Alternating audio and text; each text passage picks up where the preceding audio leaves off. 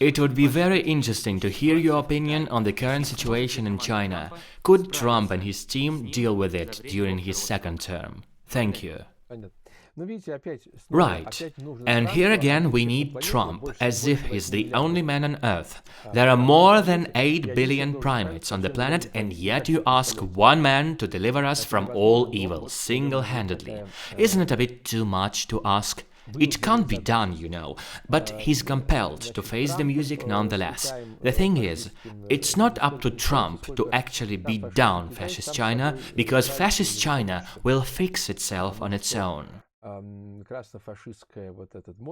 You see, this monster, Red Fascist China, is rotting from the inside. It's being disrupted by its own stupidity, restrictions, corruption, and barring of normal existence. They're censoring all information about that bestial and inhuman massacre that took place on Tiananmen Square.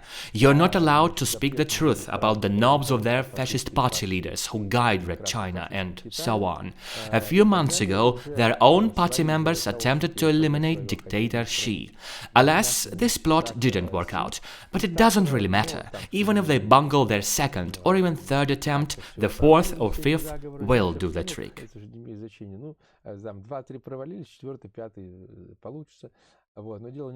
It's not just about Xi. The whole system is rotten to the core. China is a giant with feet of clay, which will collapse under its own weight.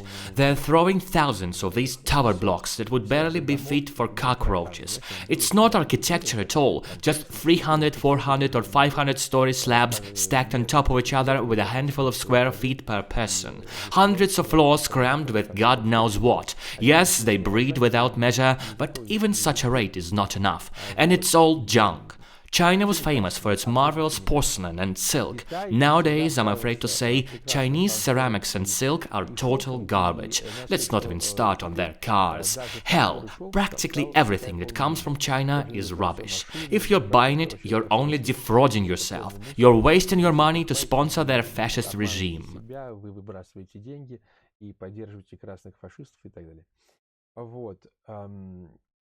China is a monster that craves world domination, and I mean it. However, it's a crafty foe. It won't charge straight ahead with tanks and horses plunging forward. They do have tanks, of course, millions of them, and yet their strategy is a subtle and serpentine conquest. They're buying out vast territories, taking the land on lease for 50 or even 100 years. It's literally a property purchase.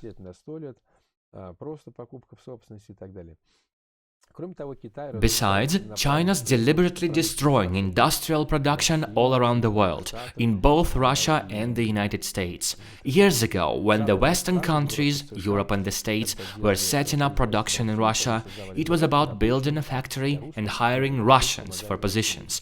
They were helping the Russian people. As for China, they are ruining our factories. They bring to Russia what has already been produced in China. They do not create jobs. They do not boost our technological developments here in Russia. They are imposing a monopoly and littering our market with their cheap junk.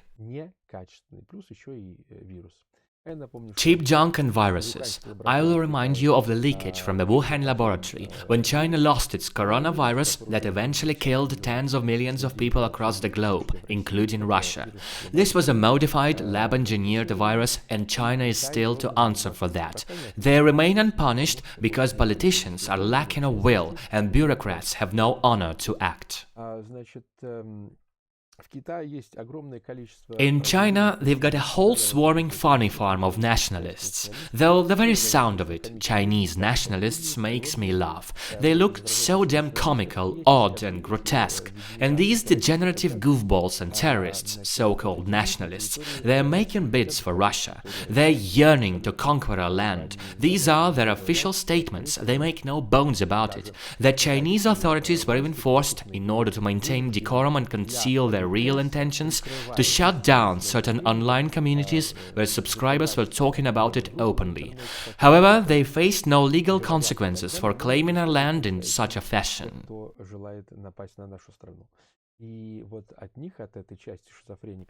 As you can imagine, this schizophrenic part of the Chinese population is extremely dangerous. They, these generals and demented university professors, are, unlike France or Germany or Italy, a real danger to Russia, Japan, India, and so on, because they're seriously making bids for others' territories.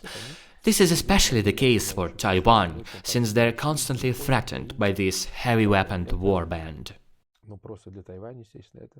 Вот такая опаснейшая банда с огромными ресурсами, но я повторяю, что I'll say it again, they might very well finish themselves off without support. Totalitarian societies may last long, but not forever. They won't last long given how utterly oppressed their people are, and swamped with low-quality products and viruses.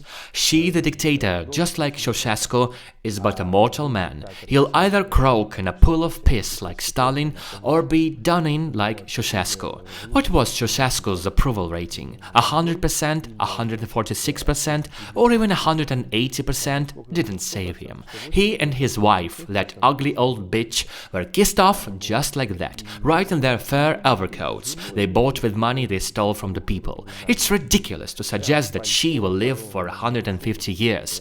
Sure as snow, every shit-faced abortion leans that way. So much for China. Си никаким 150 лет не проживет, это просто смешно. Вот, но это мечта любого, так сказать, этого любого урода рябого и так далее. Вот что касается Китая. Trump's forced to maneuver because all industry was transferred to China. He maneuvers back and forth and he's doing it brilliantly. Kudos to him.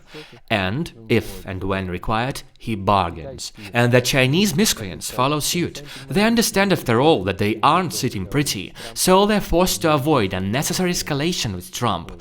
They're not the brightest fellows, but not complete fools. Even a loony can sometimes show some brilliance. He's still a whack, yes, but quite a prodigy in engineering and whatnot.